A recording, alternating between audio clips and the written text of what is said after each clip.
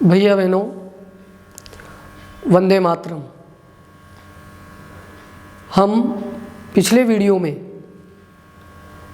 जो वस्त्र कैसे बनाए जाते हैं इसकी प्रक्रिया के बारे में हम समझ रहे थे कि जो रेशा है, तागा है, इसके बारे में भाई इनके द्वारा कैसे तो रेशों से धागा बनता है और धागे से आगे वस्त्र कैसे बनते हैं। आज इसके बारे में हम चर्चा करेंगे। आप देखेंगे कि हमारा जो आज का प्रकरण है सूती तागे की कताई एवं बुनाई, यानी जो सूती तागा है वो कैसे बनता है, यानी कताई द्वारा बनता है। और फिर जो है बुनाई, बुनाई से क्या है फिर वस्त्र बनता है। तो इसके बारे में आज हम कुछ जानकारी प्राप्त करेंगे। तो हमने कपास रुई के बारे में पढ़ा था। तो हमारे घर में जो आरती के लिए हम बत्ती बनाते हैं तो आप देखे होंगे अपने दादी जी को, माता जी को, दादाजी को, मम्मी को कि वो बत्ती बनाने के लिए क्या करते हैं, एक रुई का पुंज लेते हैं। पुंज माने एक टुकड़ा लेते हैं और उस रुई के टुकड़े को वो अपने दोनों हाथों से ऐसे फैलाते हैं, उसको लंबा करते हैं, खींचते हैं और खींचने के बाद वो बारीक बारीक तंतुओं में बिखरने लगता है, टूटने लगता है अगर ज़्यादा खींच लें तो उसको इतना ही खींचा जाता है हल्के से कि वो थोड़ा दूर दूर हो जाए उसके जो तंतु हैं जो। और फिर उस समय हमें एक एक बाल की तरह हमें वो तंतु नज़र आने लगते हैं। उन तंतुओं को खींच करके और फिर उन्हें ऐंठा जाता है दोनों तरफ से, इस प्रकार बल दिया जाता है ऐंठने का मतलब। और जिससे क्या होता है कि एक धागा सा बनने लगता है।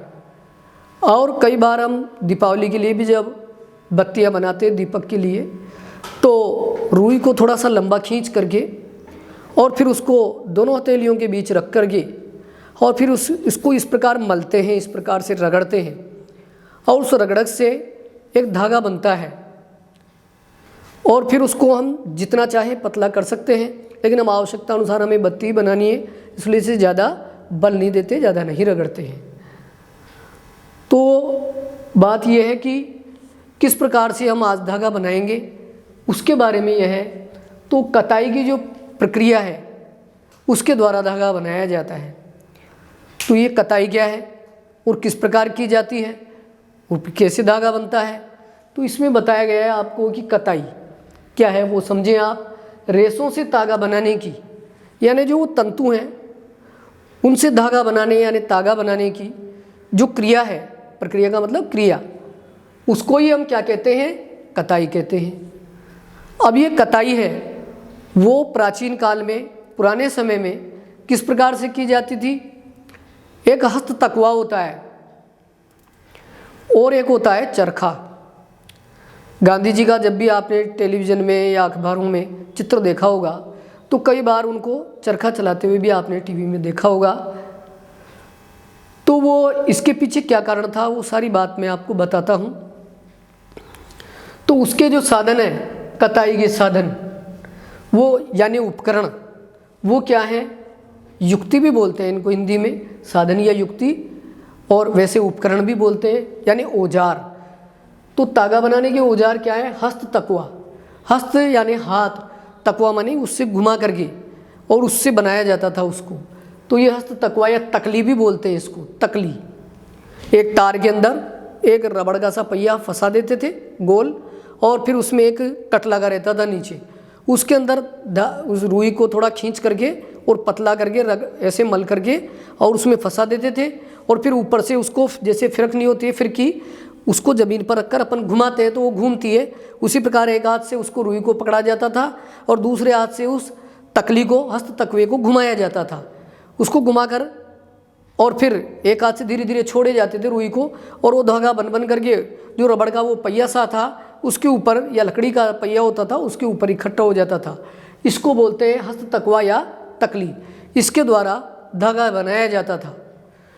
इसी प्रकार चरखा, एक दो बड़े पहिए हुआ करते थे और आपने चित्र में भी देखे होंगे टीवी के अंदर, और कई घरों में आज भी रखे होंगे। आपकी नानी जी है, दादी जी हैं, वो भी आज से लगभग 25-30 साल पहले जो चरखा है उससे धागा बनाया करती थी। घर घर के अंदर धागा बनाया जाता था और उसका जो गट्ठा बनता था उसको कुकड़ी बोलते हैं अपनी राजस्थानी मारवाड़ी में, या कच्चा धागा भी बोलते हैं उसको। फिर उसको पक्का बनाने के लिए मिलों में भेजा जाता था, जहाँ धागे की कपड़े बनाने की मिलें होती है, और वहाँ पर उसे अच्छी तरह मजबूत और पक्का किया जाता था, और फिर उससे सूती वस्त्र भी बनते थे, और जो उसके बने हुए वस्त्र हैं उनको खादी भी बोलते हैं। और ये जब हमारा देश आज़ाद भी नहीं हुआ था, गुलाम था, उस समय एक स्वतंत्रता आंदोलन के रूप में, एक पक्ष के रूप में इसको भी चुना गया था, क्योंकि हमारे यहाँ से कच्चा माल जाता था ब्रिटेन में, जो अंग्रेज़ों का देश था, और वहाँ पर मिलों से बनकर कपड़ा बनकर आया करता था, और फिर हमें महंगे दामों में, यानी बहुत ज़्यादा मूल्य में भारतीयों को बेचा जाता था। तो गांधी जी ने चरखे के द्वारा, तकली के द्वारा इसको आंदोलन सा बनाया पूरे देश में कि, और इसको मतलब इस प्रकार से धागे बना करके और अपने देश के अंदर ही वस्त्र का निर्माण किया जाए, कपड़े का निर्माण किया जाए। और इसके लिए एक आयोग भी बना गांधी जी के समय में। देश स्वतंत्रता की बात जब चली रही थी और अंग्रेज यहाँ से जाने वाले थे, और स्वतंत्रता के बाद में 1956 में हमारे यहाँ एक खादी के कपड़ों को अधिक से अधिक निर्मित किया जाए, इसके लिए एक आयोग बनाया गया जिसका नाम था खादी एवं ग्रामोद्योग आयोग। इस प्रकार का भी आयोग बनाया गया, और वृहद पैमाने पर, यानी बहुत ज़्यादा मात्रा में सूती कपड़ा और खादी बनाने का जो कार्य है वो मशीनों के द्वारा मिलों में होने लगा। इस प्रकार ये हमारा कताई का और धागे बनाने का जो कार्य है वो मैंने आपको बताया। इसके बाद है कि तागे किस प्रकार निर्माण होते हैं, तो ये भी आप समझे, निर्माण यानी बनाना। तागे से वस्त्र बनाने की, यानी तागे से जो कपड़े बनाने की क्रिया है उसको क्या बोलते हैं, उसको बोलते हैं तागे से वस्त्र निर्माण। तागे से वस्त्र बनाने की कई विधियां हैं, इनमें से दो प्रमुख विधियां हैं, एक तो बुनाई तथा दूसरी बंधाई। अब ये बुनाई क्या है वो समझिए आप। तागा बनाना हम सीख गए कि कताई के द्वारा तागा बनाया जाता है रेशों से। अब तागे से वस्त्र बनाने की जो क्रिया है वो कौन कौन सी है।